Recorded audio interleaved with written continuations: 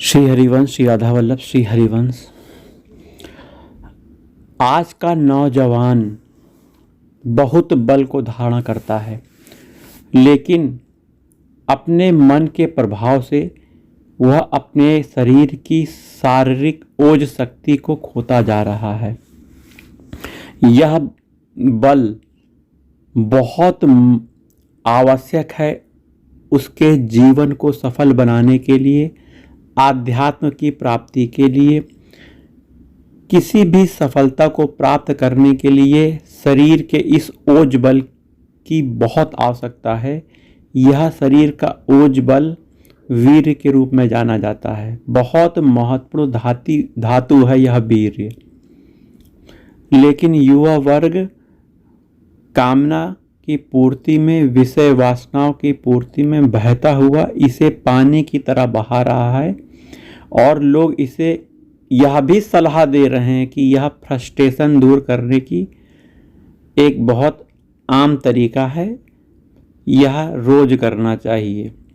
अर्थात वीर्य का क्षय लगातार करना चाहिए, जिससे फ्रस्ट्रेशन दूर होता है, माइंड फ्रेश रहता है। इस तरह की गलत धारणाएं डॉक्टर भी देते हैं, जबकि यह बात गलत है। आप विचार करो, जो मेरी बात है अभी आपको पता लग जाएगा कि यह जो आप खो रहे हो कितनी महत्वपूर्ण धातु है। आप भोजन करते हो, उसका रस बनता है, रस से खून बनता है, खून बनने के बाद मांस बनता है, मांस से मेद, हड्डी, मज्जा, अंत में जाकर वीर्य बनता है। हड्डी बना, मज्जा बना, फिर वीर्य बना। तो अंतिम परिणति है वीर्य की, जो शरीर में ओज के रूप में इकट्ठा रहता है। जिसका शरीर ओजवान है, वीरवान है, उसका चेहरा चमकेगा, शरीर बलिष्ठ दिखेगा, मजबूत दिखेगा, वह किसी भी काम को करने में पीछे नहीं हटेगा। युवा वर्ग इसी महत्वपूर्ण धातु को खोता जा रहा है। वह क्यों खो रहा, इसका कारण आजकल के सिनेमा, नाटक, दूसरा आजकल गर्लफ्रेंड बॉयफ्रेंड बनाने का जो चक्कर चल रहा है, यह भी गलत है। वहीं मन को नियंत्रित न रखना, आध्यात्म की कमी, भगवान की शरण न होना, भगवान को अपना न मानना, उसका ध्येय शरीर सुख होना न कि दूसरे की सुख होना, इस तरह के ये सब कारण हैं जिससे वह वीर खोता जा रहा है। और इसका सबसे प्रमुख कारण ये मोबाइल देवता आजकल आ गए हैं, जो कि कलयुग को और कलयुगी बना रहे हैं। अर्थात कलयुग में जहर को घोल रहे हैं। मोबाइल में सभी सामग्रियां हैं।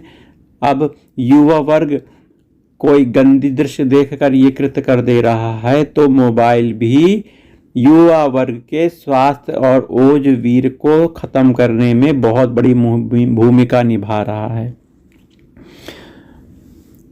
जैसे समुद्र के पार जाने के लिए नौका श्रेष्ठ साधन है, वैसे ही इस भवसागर से पार जाने के लिए, अर्थात सभी प्रकार के दुखों से मुक्त होने के लिए ब्रह्मचर्य उत्कृष्ट साधन है। आजकल सभी ब्रह्मचर्य खो रहे हैं। ब्रह्मचर्य ही संपूर्ण सुखों की उत्पत्ति है। यदि आप अंदर से बहुत मजबूत हो, ब्रह्मचारी हो, तो आपका मन स्थिर रहेगा। आप भगवत ध्यान करोगे तो ध्यान भी आपका अच्छा लगेगा, आपका कंसंट्रेशन लेवल अच्छा रहेगा, शरीर से आप बलिष्ठ होगे, आप तेजी से चल फिर पाओगे, बहुत तेजी से काम कर पाओगे। और कमजोर व्यक्ति जो वीर को क्षय कर देता है, बुद्धि उसकी सोचने विचारने की लायक नहीं रहती, वह शरीर से कमजोर होता है, हर मामले में हतोत्साहित रहता है।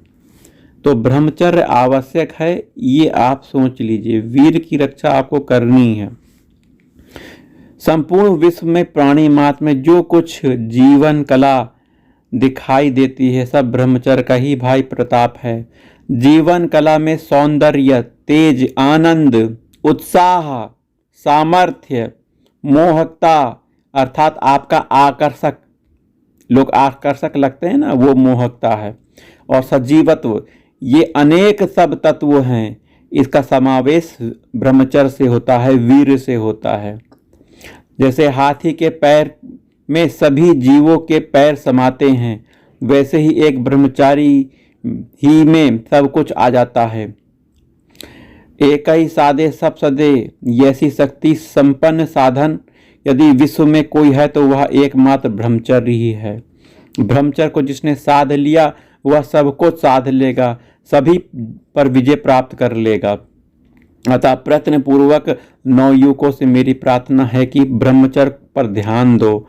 आप गलत दृश्य मत देखो, गलत चीज चेष्टा ना करो। मन में अगर प्रेरणा आ रही है तो मन को भगवान में लगाओ, भगवान के नाम में लगाओ। ब्रह्मचर्य ही संपूर्ण शक्तियों का खजाना है, इसकी रक्षा करो। जो ब्रह्मचारी हैं उसमें देवी तेज कूट कूट कर भरा रहता है। उनकी आंखों में इतनी ज्योति है कि वह ब्रह्मचर्य का ही प्रभाव है। उनकी इतनी ज्योति का, आंखों की ज्योति का। गाल पर गुलाबी छटा, मुख पर कमनीयता, छाती में अकड़, चाल में फौजी ढंग, ये सब ब्रह्मचर्य के प्रभाव से ही दिखता है।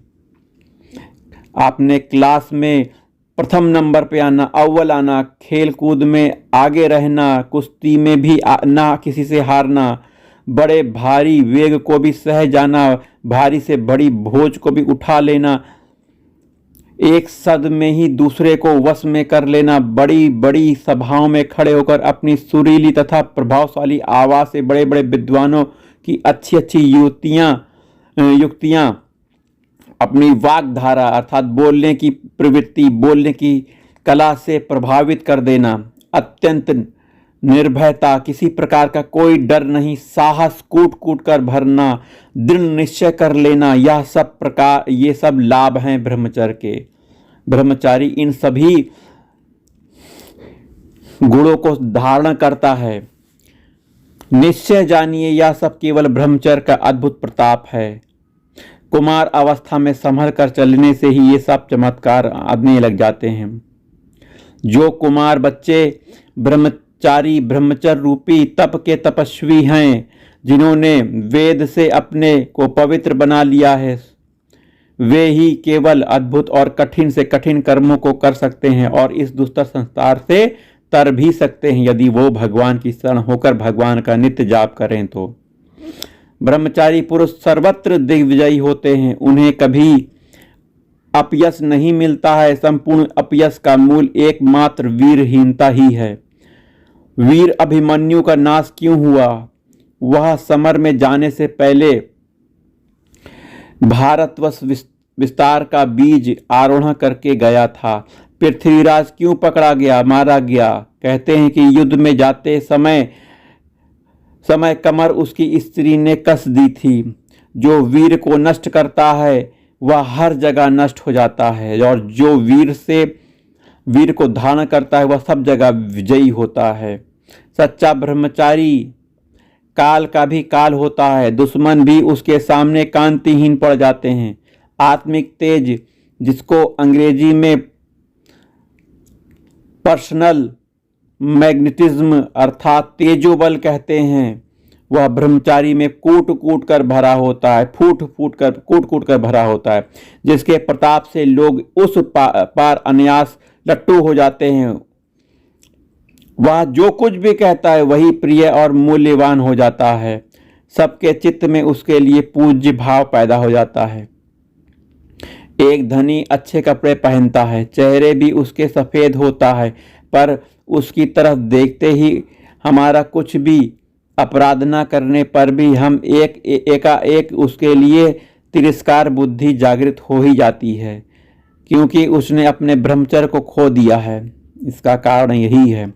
दूसरा, यदि एक गरीब नवयुवक बहुत तेजवान है, उसका चेहरा चमक रहा है ब्रह्मचर्य के पालन से, उसे देखते ही मनुष्य हम सबके मन में स्नेह भाव जागृत हो जाएगा। ये तेज ब्रह्मचर्य के तेज का ही प्रभाव है। वीर पुष्टता ब्रह्मचर्य के दिव्य प्रताप का यह प्रभाव है। स्वामी विवेकानंद जब शिकागो अमेरिका की प्रचंड विद्वत सभा में खड़े हुए, तब वहाँ के समस्त विद्वानों को उन्होंने केवल 5 ही मिनट में कठपुतलियों की तरह मंत्रमुग्ध कर लिया था। उनकी अच्छी अच्छी युक्तियों को अपनी वाक्य शक्ति के प्रभाव में उन्होंने ऐसे घेरा कि लोग उनके लट्टू हो गए। यह किसका प्रभाव था? यह ब्रह्मचर्य का प्रभाव था। एक विद्वान आता है, 3 घंटे व्याख्यान देता है और लोगों को अपनी वाक्य सामर्थ्य हिलाकर छोड़ता है, पर लोग घर पर जाते ही वह सब भूल जाते हैं। ऐसा क्यों? यह सब वीरहीनता के ही बदौलत होता है। दूसरा, एक ऐसा ही मामूली मनुष्य आता है और 2-4 ही शब्द सुनाता है, परंतु वे ही 2-4 शब्द मनुष्य के आखिर दम तक नहीं भूलता। यह किसका प्रभाव है? यह आत्म अर्थात वीर शक्ति का प्रभाव है। वीर भ्रष्ट पुरुष कभी अपनी आत्म बली नहीं हो सकता, आत्मबल से मजबूत नहीं हो सकता, न वह स्थायी प्रभाव ही किसी पर डाल सकता है। चाहे वह फिर जटा बढ़ाए, चाहे मूड़ मुड़वाए या चारों वेद का ज्ञाता क्यों ना हो, उसके जीवन में यदि ब्रह्मचर्य नहीं तो ये सब फीके हैं। ब्रह्मचर्य के प्रभाव के प्रताप से श्री भीष्म पितामह के सामने उनके महान प्रतापी गुरु परशुराम जी को भी हार माननी पड़ी थी।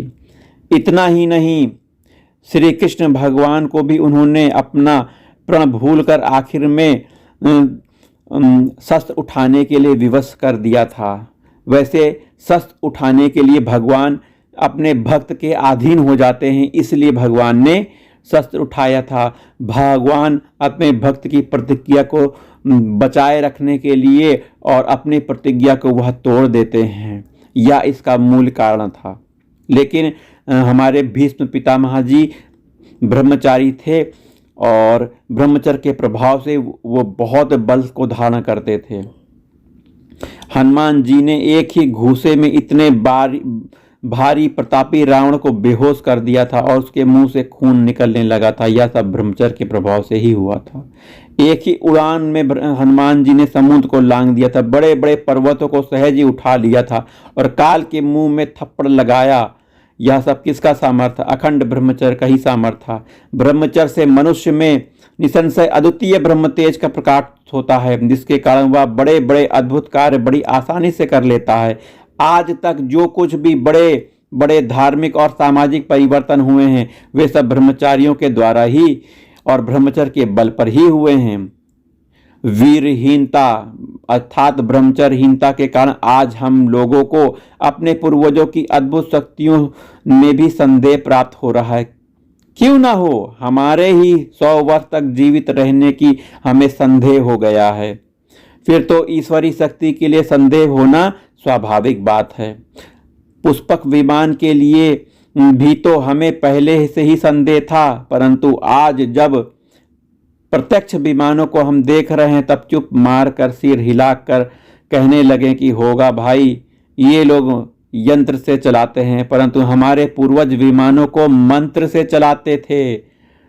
श्री भीष्म पितामह, श्री परशुराम, ययाति पुत्र, इन्होंने अपने पिताओं के लिए अनेक ऋषि कुमारों ने अपने परोपकारार्थ दूसरों के लिए ब्रह्मचर्य को धारण किया था, परंतु आज हमारी ऐसी स्थिति हो गई कि हम खुद अपने ही उपकार के लिए ब्रह्मचर्य को पाल नहीं सकते हैं। हम ब्रह्मचर्य को खो रहे हैं, अपनी शक्ति को स्वयं खोकर अपने पैरों में कुल्हाड़ी मार रहे हैं। भला इससे बढ़कर हमारे आत्मिक पतन और संपुष्टता का दूसरा प्रमाण क्या हो सकता है? निवीर पुरुष को सभी बातें असंभव ही जान पड़ती है। वह किसी भी कार्य को करने में यही सोचता है कि यह काम तो हो ही नहीं सकता। ब्रह्मचारी पुरुष के लिए संसार में तो क्या त्रिभुवन में भी कोई बात असंभव नहीं है। भगवान शिव कहते हैं कि महान परिश्रम पूर्वक बिंदु को साधने वाले अखंड ब्रह्मचारी के लिए त्रिभुवन में ऐसी कोई वस्तु नहीं जो असंभव या असाध्य हो। ब्रह्मचर्य के प्रताप से मनुष्य मेरे ही समान होकर अर्थात ईश्वर तुल्य ही सर्वत्र वंदनीय और पूजनीय हो जाता है। देखिए भाइयों, ब्रह्मचर्य का प्रभाव, वीर शक्ति का प्रभाव। मत खो वीर शक्ति, मत बहो फोन के बहकावे में और गर्लफ्रेंड बॉयफ्रेंड बनाना बंद कर दो। बस हो गया, अब मत खो वीर शक्ति को। ब्रह्मचर्य को धारण करो, ब्रह्मचर्य की महिमा को सुनो। यह मानवीय शक्ति है। इस शक्ति के प्रभाव से आप सब कुछ कर सकते हो। आप संसार में बड़े से बड़े पद को प्राप्त कर सकते हो। आप धनवान हो सकते हो। आप दूसरे को दुख को दूर करने वाले हो सकते हो। तुम भी ब्रह्मचर्य की शक्ति पर का पालन करके प्रचंड शक्ति की दिव्य शक्ति का अनुभूति कर सकते। यद्यपि तुम्हारे हाथ से आज तक बहुत कुछ अपराध हो गए हैं, तो हो जाने दो, उन्हें भूल जाओ। आज से ही ब्रह्मचर्य व्रत का पालन करो। यह कपिल महामुनि का जी का सिद्धांत है, ब्रह्मचर्य प्रतिष्ठायाम वीर्य लाभा। इस सिद्धांत के अनुसार आज भी हम फिर से ब्रह्मचारी बन सकते हैं, तन मन धन से वीर धारण कर अपना और तथा देश का पुनरुद्धार कर सकते हैं। क्योंकि वीर धारण ब्रह्मचर्यम, वीर धारण का नाम ब्रह्मचर्य है। ब्रह्मचर्य में सच्ची शक्ति है और शक्ति में ही सच्ची मुक्ति है। भगवान श्री कृष्ण कहते हैं कि सच्चे दिल से मेरी शरण में आने से बड़े पापात्मा भी पुण्यात्मा और महात्मा हो जाते हैं। तुम भी मेरी शरण आ जाओ, मुझे सर्वत्र व्याप्त देखो, मैं सब जगह व्याप्त हूँ। प्रत्येक स्त्री में मातृ भाव रखो, बहन भाव रखो। स्त्री माँ से मेरा ही, स्त्री मात्र में मेरा रूप देखो, मैं तुम्हारा अवश्य उद्धार करूँगा। तो इस तरह भगवान की बात मानकर पराई स्त्रियों को गंदी नजरों से मत देखो और उन्हें माता का समान व्यवहार करो। भगवान की इस आज्ञा के अनुसार यदि हम 6 ही मास तक ब्रह्मचर्य का मन कर्म वचन से सच्चा पालन करें तो बहुत ही सुंदर परिवर्तन हमारे जीवन में देखने को मिलेगा। चेहरे की चमक आ जाएगी, चेहरा तेजस्वी हो जाएगा, आंखों की ज्योति बढ़ जाएगी, शरीर की दशा बहुत सुधर जाएगी, शरीर रोग से लड़ने को एकदम प्रबल हो जाएगा, कोई भी रोग शरीर में नहीं आएगा। आत्मविश्वास इतना बढ़ जाएगा कि कोई भी कार्य करने में आप पीछे नहीं रहोगे।